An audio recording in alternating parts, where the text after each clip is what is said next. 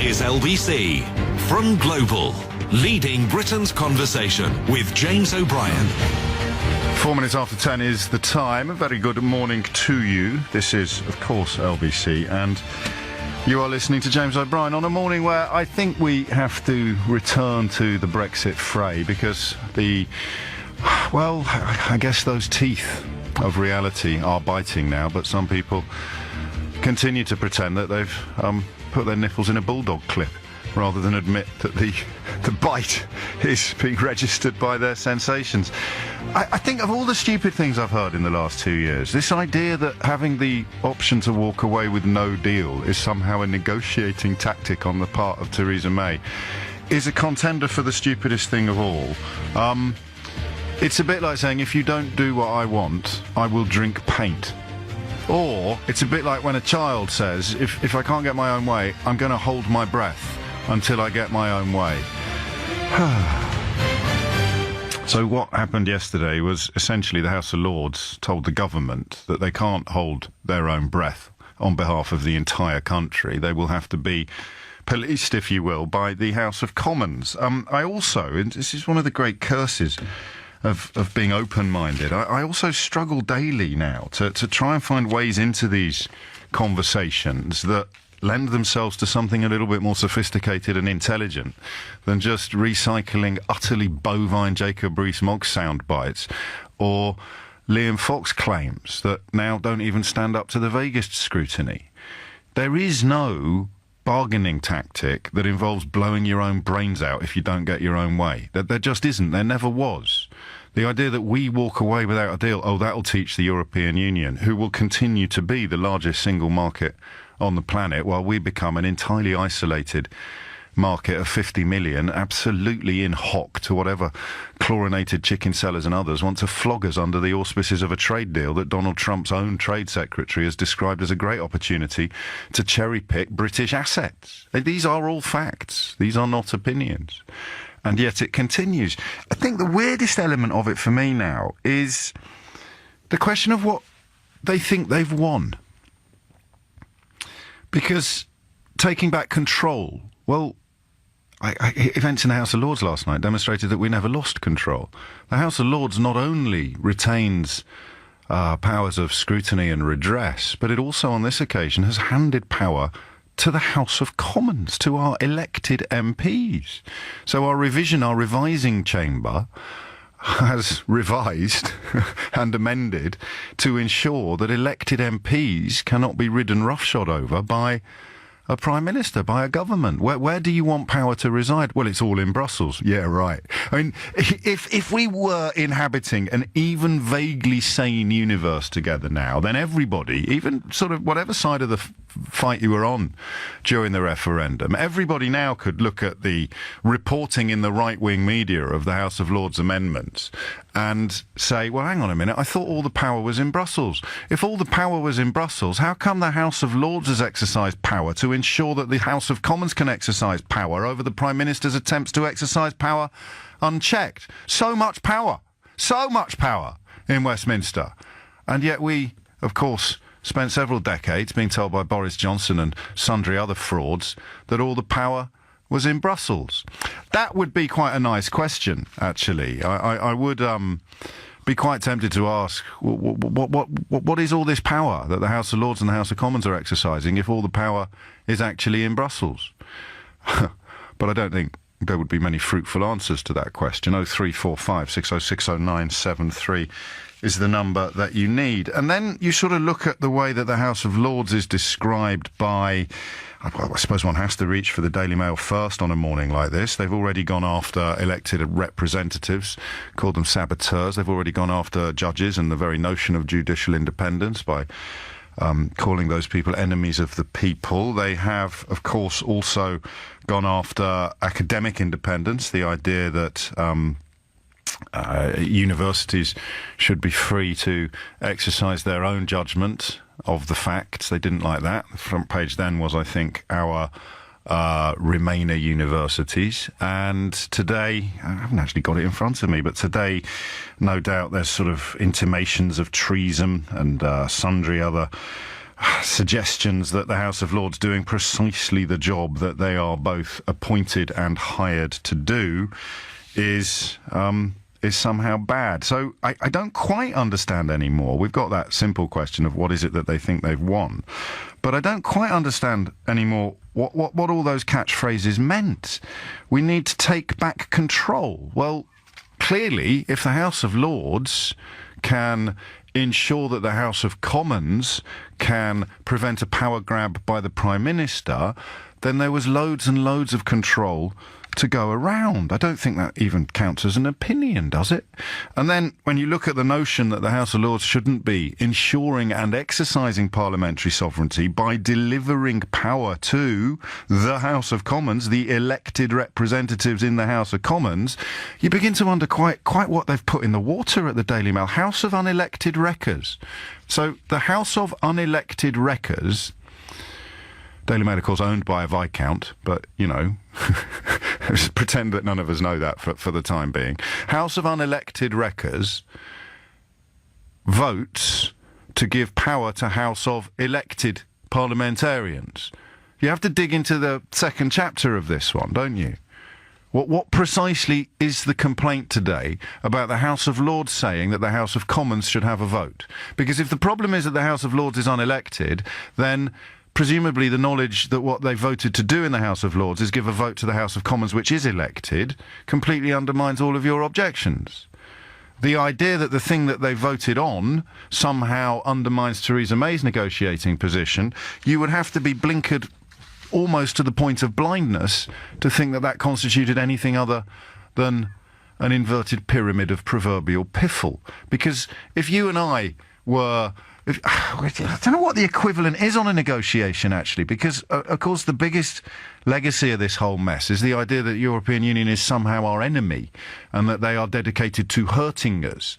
The European Union is dedicated solely and exclusively to protecting its members' interests. We still are and would have continued to be members, but only now are we seeing how effective it is at defending its members' interests, and we're getting cross about it because only after voting to cease to be a member have we given a proper attention to the issue of how good it is at defending members' interests. I mean, everywhere you look, the madness is, well, either going into retreat, increasing number of people either pretending that they think things could have gone otherwise, or looking at the question of sabotage or enmity from the other side of the channel, or people are doubling down on their own delusions and idiocy. So the idea that you are in a strong negotiating position if you can retain the right to walk away and chop your own legs off seems to be all that they've got left today. I don't know what question to ask you. I often don't. I like that at the minute because politics is so fluid and changing. But you even have one bloke here. Who is it? Baker. What's his Christian name? Is it Greg Baker? Steve Baker actually complaining that the Lord's vote has handed Parliament, in his words, unprecedented power. Unprecedented power. Complaining that Parliament has unprecedented power. Now, I'm quite tempted to focus on that line, actually, because I thought on those occasions where a little chink of rationality and reason breaks out of the Brexit bandwagon, I thought the idea was that our Parliament had lost power. I thought that's what people had been persuaded of. Our Parliament has lost power. And now a prominent government spokesman complains that Parliament has too much power. What do you think is going on? What stage do you think that we're now in? 0345 6060 973. Tell me why you're cross that Parliament has so much power. That's the way to do it, I think, isn't it, this morning? Tell me why, as a Brexit voter who cast your vote in the belief that Parliament didn't have enough power, that it had all somehow been transferred to Brussels, they're trying now to persuade you that Parliament has too much power. So I would love you to, at risk of sounding a bit like Kevin Keegan, I'd love you just to explain that to me. How can Parliament have too much power while simultaneously not having enough because it's all in Brussels. Hit the numbers now, you will get through. 0345 6060 973. And if you want to have a go at explaining to me how the threat to drink paint is somehow a really good negotiating tactic when you're trying to set up a trading agreement with your former partners who you've elected to kick into touch, then I'll take that call as well today. So first question is, why is it bad that Parliament has so much power if you're one of those people that voted because you thought Parliament didn't have enough power? 0345 6060 973. And secondly, since when is it a good I mean, to threaten to walk away from a negotiation, that only really works if you keep what you had before.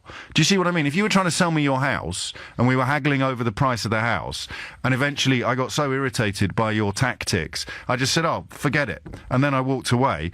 I'd be going to the house I already owned. Do you see? This is really important. And I really do feel anger at the people who've persuaded the British public not to notice this. All of these analogies are weak because there is nothing quite like the path that we've embarked upon. That is the ultimate truth that they can't admit yet. It's utterly unprecedented. But if you want to use the house buying analogy, just think of it like this, okay? Very simply. If you and I are negotiating a house purchase, I am doing so as someone with a home. I know exactly where my home is. I know how many bedrooms it has. I know what it looks like. I know how much it's worth. I know the address. I know the council tax band. I know everything about my home. But I'd quite like to buy a new one. I think we've all given up on the idea that the new one's going to be better than the old one, haven't we? No one genuinely thinks that we're going to be in a better position than we were before. If you do, 0345 6060 973. The point now becomes, if I decide to pull out of the negotiations to buy a new home off you, I go back to that home that I knew everything about. That's my withdrawal position. My old home, my current home, my quite nice home that I have and I like, but I thought maybe, as a Brexit voter, maybe I'd be able to buy an even better house than the one that I've got for free. I'm now realising that I can't, especially with Liam Fox and David Davis handling the negotiations. It's now clear to me that I can't buy a new house that's better than the one I've currently got. So I'm going to threaten to walk away. But in the context of Brexit negotiations, the no-deal threat to walk away means you're walking away without knowing where you're going to sleep tonight. You'll be able to sleep somewhere. No one is suggesting that you'll die, but you don't know what your new home is going to look like. And that was the threat that got taken off the table, arguably, by the House of Lords yesterday. The threat to pull out of negotiations to buy a new house by abandoning your old house. Just think about that for a moment. It's a brilliant negotiating tactic. If you don't sell me this new house on the terms that I dictate, I'm going to be homeless. Ha ha! Stick that in your pipe and smoke it. So now it's clear, right? Whatever Rees-Mogg might be bleating about, whatever Liam Fox might be bloviating about, whatever Boris Johnson might be lying about today, that is where we are. We're in a negotiation to buy a new home. That home is in the gift of European Union negotiators. When we threaten to walk away with no deal, they would love to sell us a new home. Obviously they would. But when we threaten to walk away with no deal, what we're saying to them is, well, if you don't give us the home that we want, we'll abandon the home that we've currently got, and God knows where we'll sleep tonight. Now, if you are listening to this absolutely incontrovertible analysis of the current situation and you still like it, 0345 6060 973 is the number that you need. It's 10:18. James O'Brien on LBC. 21 minutes after 10. I hope you'll ring me to tell me why you're cross that the House of Commons has so much power, why you're cross that parliamentary sovereignty was exercised in the House of Lords last night to deliver what Steve Baker describes as unprecedented power to Parliament. So if you voted to leave the European Union because you had been persuaded by liars that all our powers had somehow been sent to Brussels, today they are telling you to be cross that Parliament has so much power. I just want you to unravel that for me if you can, OK? 0345 6060 973. And while we're at it, The second element of what the House of Lords did last night, the amendment that was passed, ensured that Theresa May would not be able to lead the country into absolute oblivion. Now, oblivion, we have to understand correctly, oblivion means you don't know what's going on around you. I suppose it's arguable you could have such a thing as a positive oblivion. But the idea that the Prime Minister was given a mandate to lead the country into utterly uncharted territory is absurd.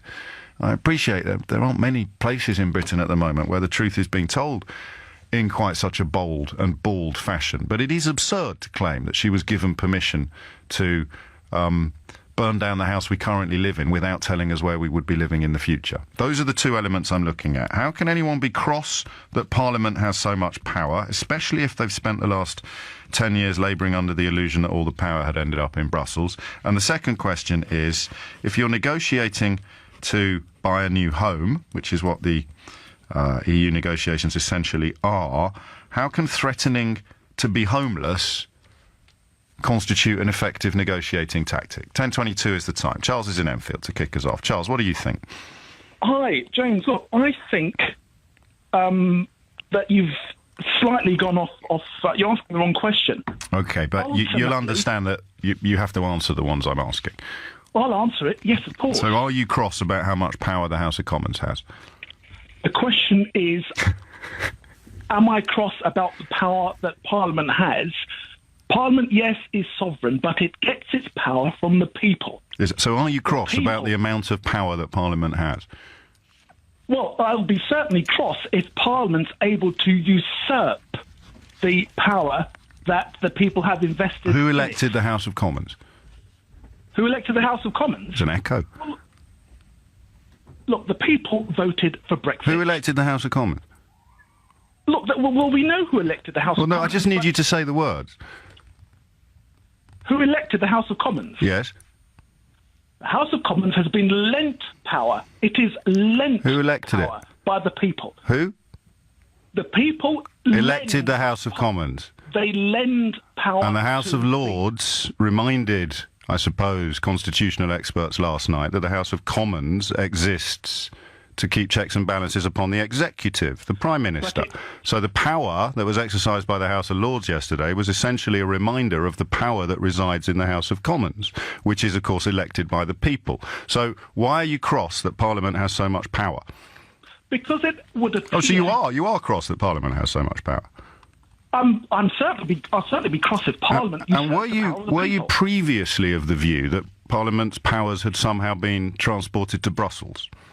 Yes, absolutely. So where's all this power come from now that's in Westminster today?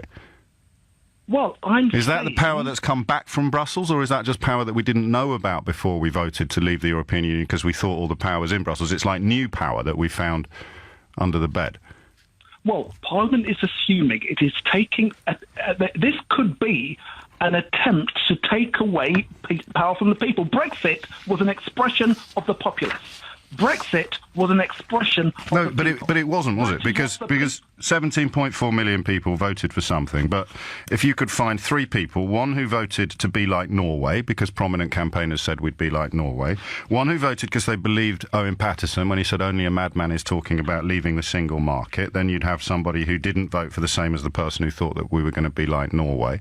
Then you'd have someone who believed Daniel Hannan when he said that EU citizens' rights in this country will not be affected in any way, and they voted for it because they believed him. So that's three positions that are all completely different from each other. Then you've got people who believe David Davis when he said that we'd be doing trade deals in Germany the morning after the results. So anyone who believed David Davis voted for something different from what anyone who believed Daniel Hannan voted for, something different from what anyone who listened to Liam Fox voted for, something different from anyone who listened to anyone who suggested that Norway and Switzerland provided models. So we can all agree that the idea that 17-odd million people all voted for the same thing is absurd to the point of ridiculousness. So this phrase... Well, no, it is, because there's no way anyone who voted to be like Norway voted to leave the customs union and the single market, is there, Charles? People vote... You have to answer my questions at some point, mate. Is there any way that somebody who voted to be like Norway, because that's what they were told we were going to be like, could be described as having voted to leave the customs union and the single market? Oh, that's very dishonest. That's very dishonest. Could you just answer the question? I voted Brexit because I believed the campaigners who said we will be like Norway. I voted Brexit because I believed Owen Paterson when he said nobody is talking about leaving the single market. Okay? Now we're being told that we will leave the customs union and the single market under hard Brexit. Could you possibly, I mean, I don't want to be rude, but you do understand how the person who voted to be like Norway did not vote to leave the customs union and the single market? I'm sorry, James, but... I'm sorry too, but I just a yes or a no, because I'm essentially asking you whether 2 + 2 = 4, and the fact that you don't want to answer speaks volumes, Charles. No, look, James... No, look, Charles, if I voted to be like Norway, did I vote to leave the customs union and the single market? If you voted for Brexit, you voted to leave the customs union... No, but I was told we wouldn't have to. I was told we could be like Switzerland. That's why I voted Brexit. So how can you claim that the person who voted to be like Switzerland is the same as the person who voted to leave the customs union and the single market? How could you claim that the person that believed David Davis when he said we'd be doing deals in Germany on the morning after the referendum voted to leave the single market without a trade deal? How could you, if you believed Owen Paterson when he said that absolutely only a madman would leave the single market and you voted for Brexit because you liked Owen Paterson, how can you now turn around to them and say you knowingly voted to do the opposite of what you voted to do? I mean, that's dishonest, Charles. No, what I think you're doing is now trying to completely invalidate the vote. No, I'm not at all. I'm pointing out that 17-odd million people voted for very different things, and to claim now that they all voted for the same thing is to treat the British public like idiots, and I'm uncomfortable letting anyone do that, whether it's a caller to this programme or a cabinet minister. Well, I don't accept... So let's just recap then. Are you here to argue that somebody who voted to leave the European Union because they believed either that we could be like Norway, or that we could be like Switzerland, or that only a madman would talk about leaving the single market, or that we'd be doing trade deals with the Germans on the morning after the result, or that it would be the easiest deal in human history? So anyone who voted for it because they believed any of those 5 positions, and we both know I could go on for ages and possibly come up with 500 different positions, are you here to tell me that actually, without realising it, all of those people voted for the same thing, Charles? I am saying they all voted to leave, and you can't... No, Charles, are you telling me that they all voted for the same thing? I voted to leave on the understanding that we would be like Norway. Now you're telling me we can't be anything like Norway. Are you still telling me that I voted for what you're telling me I voted for? People voted for something. Now, this feeling you've got inside now, that frustration you feel at the facts being laid out in front of you, that's called cognitive dissonance. And what makes you still cling to the notion that 17-odd million people voted for the same thing, despite having it very politely and intelligently explained to you how easy it is to prove that millions of them voted for completely different things from each other, that's the point at which you have to ask yourself what it is you think you're going to win. That's when you use a word like control, and then I come back to my original question, which is why are you so cross that Parliament actually has so much control, Charles? I'm cross that you're now trying to dissect...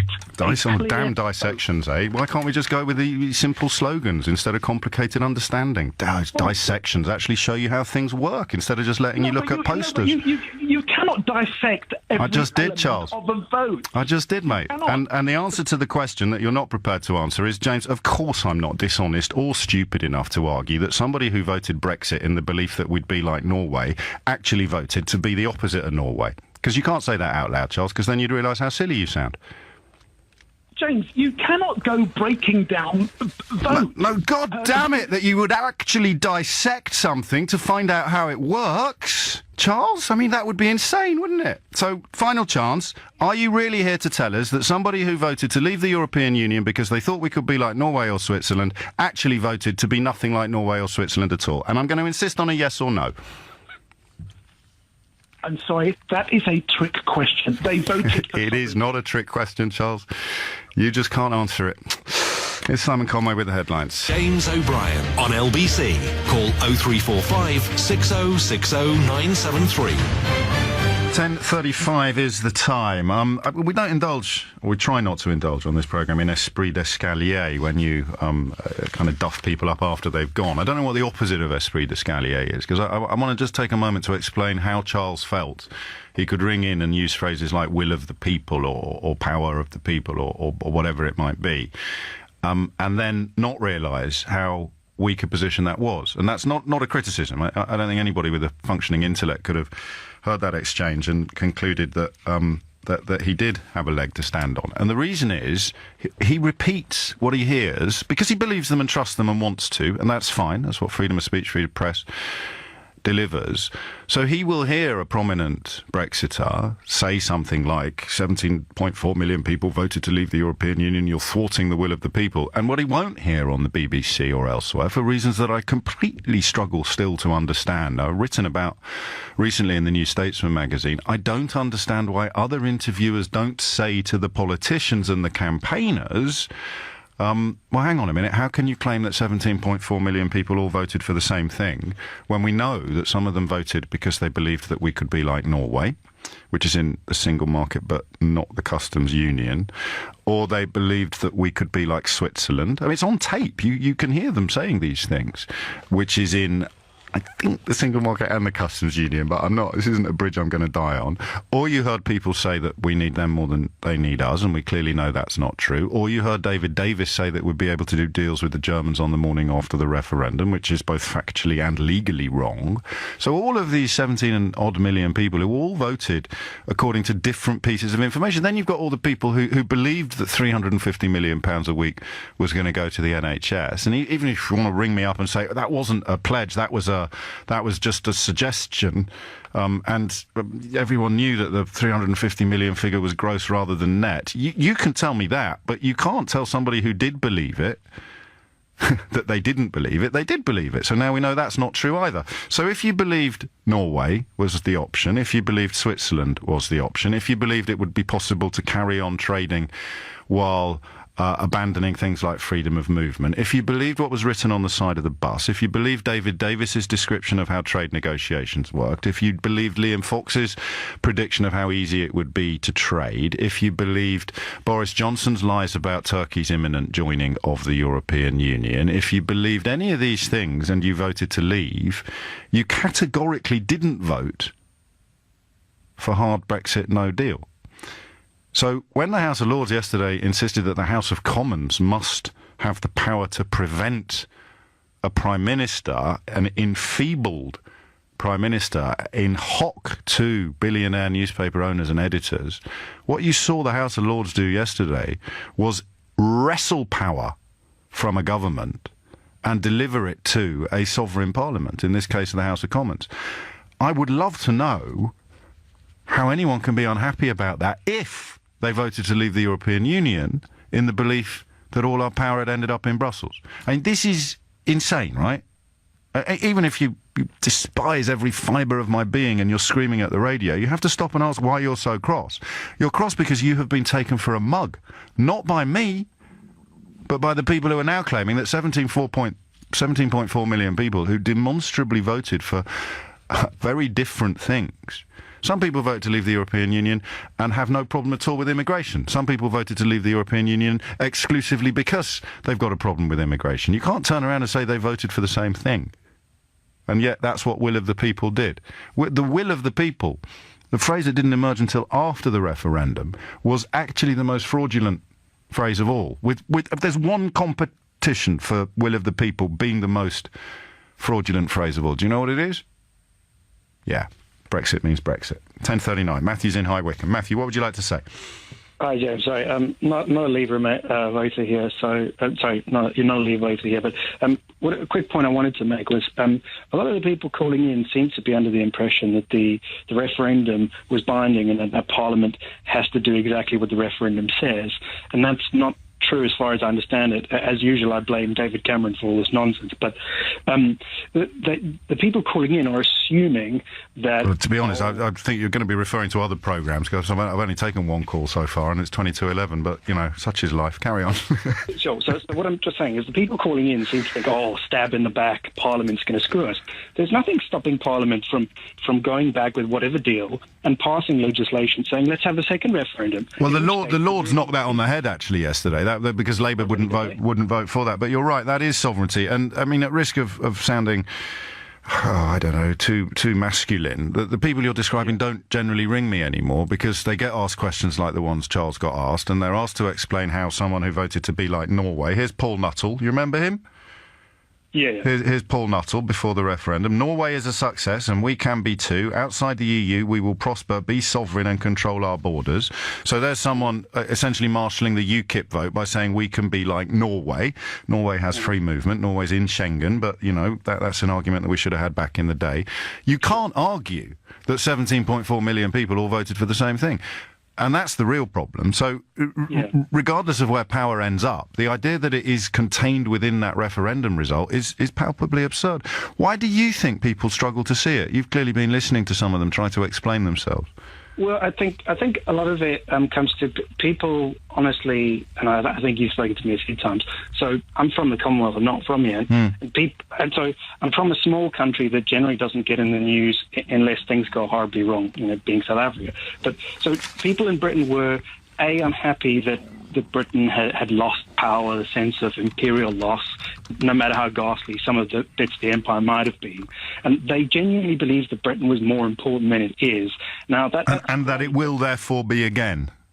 Exactly. And the thing is I don't know about America, but there are countries in the world that seem to believe they are number one, but they work bloody hard to make it happen. I don't like China, but when I went there, everybody seemed to be kind of striving for some kind of weird... There's epic poverty in parts of China as well, and the bits you'd see as a visiting Western businessman would not necessarily be emblematic of the population's general experience. Hang on, you're casting your net a little bit too far. You think you describe yourself as not being a Leave voter. So we'll speculate briefly before heading on to John in Sunbury. What's the problem with the idea of having power in Parliament and having, because you mentioned a second referendum, even more democracy? This is where I really struggle. Now that we all know more, because the fundamental tenet of a representative democracy is an informed electorate. Exactly. Now, speaking exclusively for myself and not for anybody else, I was criminally uninformed when I cast my vote in the referendum. I now know unbelievably more about what the European Union does and doesn't do. Therefore, I am, by definition, considerably more informed. Therefore, I am considerably more democratic. And therefore, I'm considerably keener to see a nationwide vote with a more informed electorate. The only argument against that would be people who preferred it when the electorate weren't informed. Yeah, I think if you've got a strong product, you shouldn't have an issue with putting it back out in the shop store or offering a returns policy, because you don't believe that anybody's going to come back and say, well, you know, this Brexit is defective. I would like another go. If you really think it's the bee's knees, well, then the British people will vote for it. Well, that's the point. Now we've had a look over the precipice, we've had a look through the window, we know what the future holds, and we really, really like it. You were right all along. We're definitely going to vote for it. And then, of course, troublemakers like me come along and ask you to describe the view from that particular window, and you can't, and you blame me for that rather than the people who told you that it was all going to be unicorns and honey, which is fine. I will bear that cross as I sign my book deal. John's in Sunbury. John, what would you like to say? James, you've been a bit uncomplimentary about David Davis and Liam Fox this morning. No, I haven't. I've described things they said. Yes, you have. You've slagged them off quite badly. No, I haven't. Now, let's have a look at who's running the EU. No, let's not. Let's examine what you've just said. What did I say about David Davis that isn't demonstrably true and on the record? Well, let's look at... No, mate. You can't come on and say things. The whole point is... about that, obviously. The whole point is I challenge what people say. So what did I say about David Davis that is not on the record and demonstrably true, John? Well, you said, he wants to do a trade deal with Germany, and the next day... He tweeted it. Very well he couldn't do. He tweeted that. There were 4 separate tweets talking about what would happen on the morning after the referendum result. We will be in Germany negotiating not with Brussels but with Berlin. Right, so next example then? Let's have a look at who's running the EU. No, John, let's have a look at you saying that I slagged off David Davis and Liam Fox. So first example failed. Next example? Complimentary about them. Next example? Sorry? Next example? Say that again, sorry? The next example of me saying something about them that isn't demonstrably true. You said, you've been very uncomplimentary about these guys. No, I've reminded you of things they said. You're quite happy to be quite content with the likes of Juncker and Tusk. John, we need you to prove the things that I said about Davis and Fox that aren't true and on the record, because every single thing I said this morning is true and on the record, John. So if you're going to come on on the record, yes. and the first thing you're going to say is not true, it means you've kind of undermined everything that you say afterwards. So I'm giving you a really good opportunity to prove that what you said was true. What have I said about David Davis or Liam Fox that isn't published on the record? Right, no. What you did say about David Davis, it may have been true. It's not slagging him off then, is it? Well, yeah, you're putting him down, really. No, mate, I'm reminding you of the words he used to convince you to vote to leave the European Union, words that turned out to be untrue. All I can say to you, when Brexit proves to be a success... What will success look like, John? ...becomes untenable. Do you understand that? Yes, mate, of course it does. What does success look like? What does success look like? Well, out of the EU, not being governed by Germany... How does Germany govern us? If today's whole phone-in is about the House of Lords delivering power to the House of Commons, where did Germany come into that? You mean about the coffin dodgers in the House of Lords? Oh, hang on, I thought you were uncomfortable with people being rude. Well, yeah, I'll be rude about them. Okay, you be rude as you want. So just talk me through how Germany influenced the vote in the House of Lords yesterday. Germany run the EU? Yeah, so how did they deliver that verdict in the House of Lords yesterday? Who said they did? I didn't. You did. You said Germany governs us.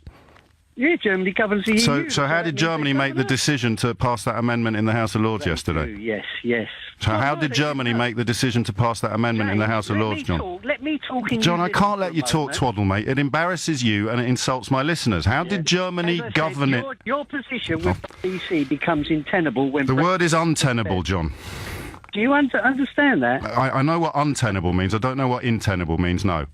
Untenable. Well, you know what I'm getting at. Your position with LBC. So let's try once more, John. How did Germany deliver that amendment in the House of Lords yesterday? Germany did not deliver that amendment yesterday. But they govern us. Germany. But they govern us. Run the EU. But they govern us.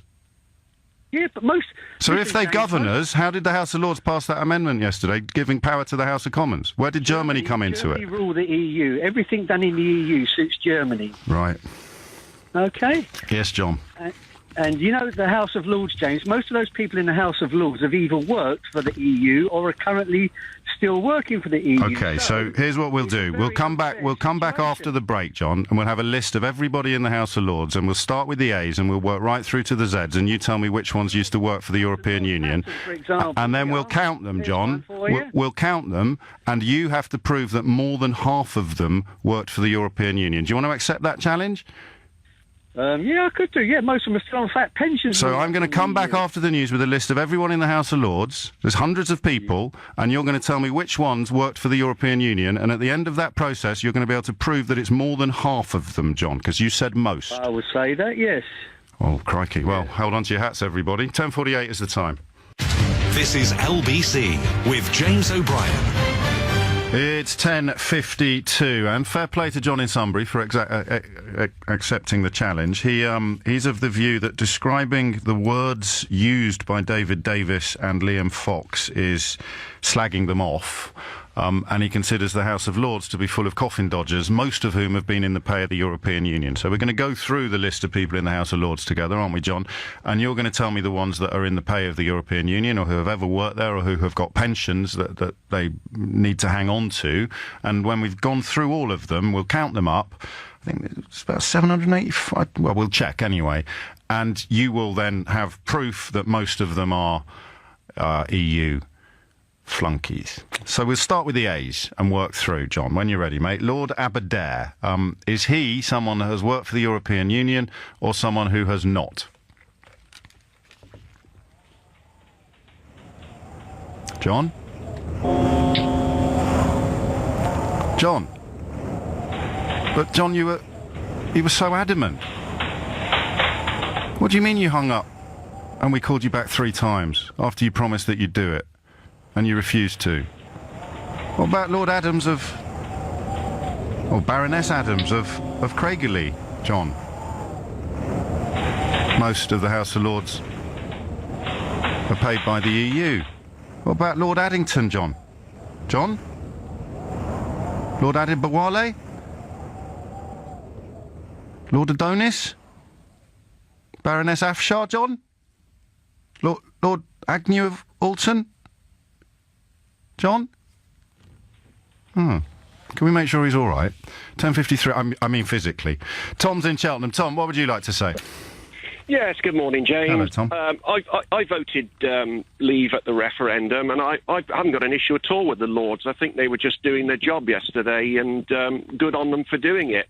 I think the real problem will come is if, when the vote actually happens in the Commons, and the 85% of the MPs who stood on the platform of coming out of the European Union, the customs union, and the single market will vote. See, I don't like that argument either. I understand why you make it, and I've had my fun for this. The will of the people last year. But it wasn't, though, was it? Because I voted for one of the two main parties, and I don't want to come out. No, but Tom, here's the thing. Tom, I know. It was in the manifesto. Yes. But 85%. No, but everybody should have voted Liberal Democrat if they think like you, James. I voted for one of the two main parties, but I didn't vote to leave the customs union and the single market. So I'm just one person. I'm fairly confident, and I know that you know this, Tom, and I'm not going to insult you by asking why you're pretending not to. There's no earthly way that Theresa May went to the country to get a mandate for her Brexit plans and ended up with a reduced majority. You cannot use that as evidence that people wanted her to have an enhanced majority for her Brexit plans, can you, Tom? Well, either you're saying the people who voted in the election. No, Tom, I'll tell you what I'll do. They were voted for. I'll tell you what I'll do. I've given you my example, right? I voted for one of the two main parties, and I did not vote to leave the customs union and the single market. Well, and you now, should have withheld your vote. That's fine. But now I'm just going to go randomly to the next caller. Joshua's in Coventry. Joshua, did you vote for one of the two main parties in the last general election? I did, yes. And did you vote to leave the customs union and the single market deliberately? I was happy. When I voted leave, I was happy that might be an outcome. So you specifically voted to leave the customs union and the single market in the last election? In the last election? Well, yeah, I felt like that was one of the things the Conservatives did. But Labour as well. I was okay with that. That's what Labour were promising. That's what Labour were promising as well. Yeah, I would have probably voted Conservative anyway, which is your point. And back to Tom. Yeah, okay.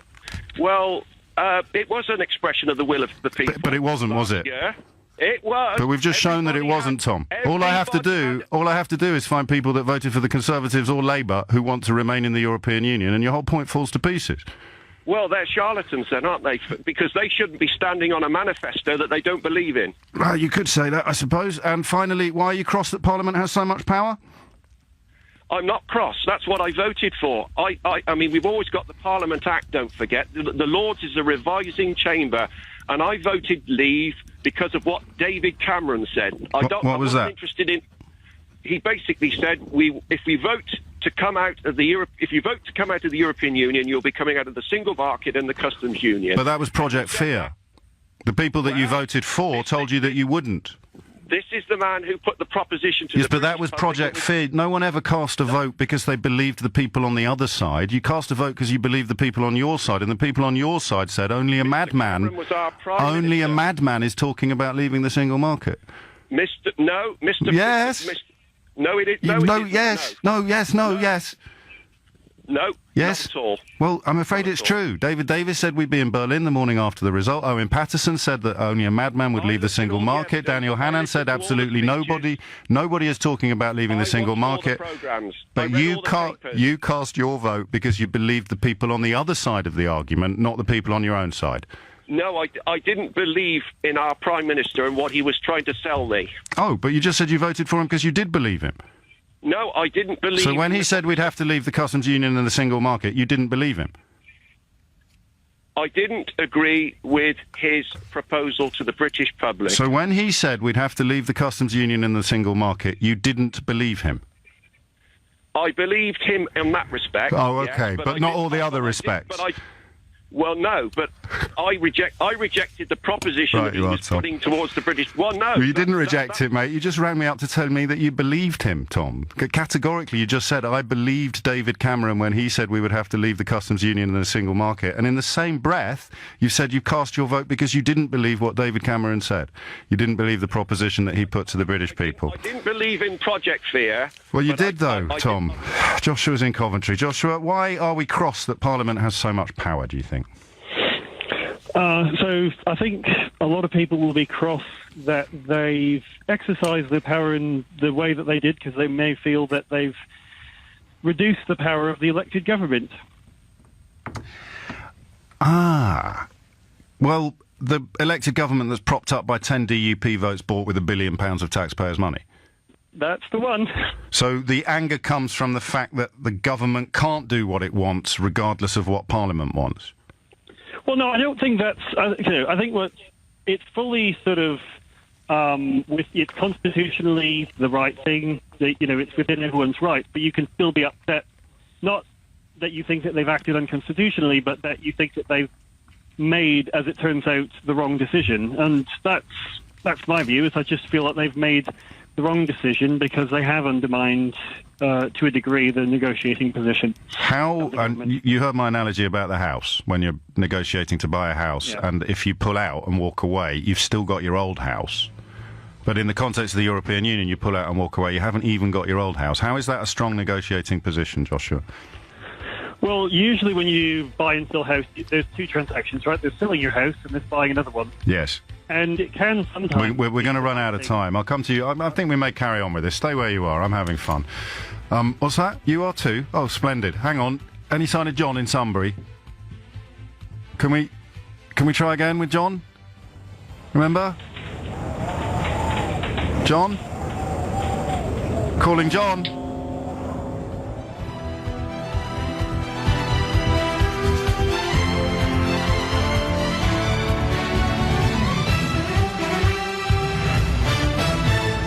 On your radio, on your phone, and here. Play LBC. Leading Britain's conversation.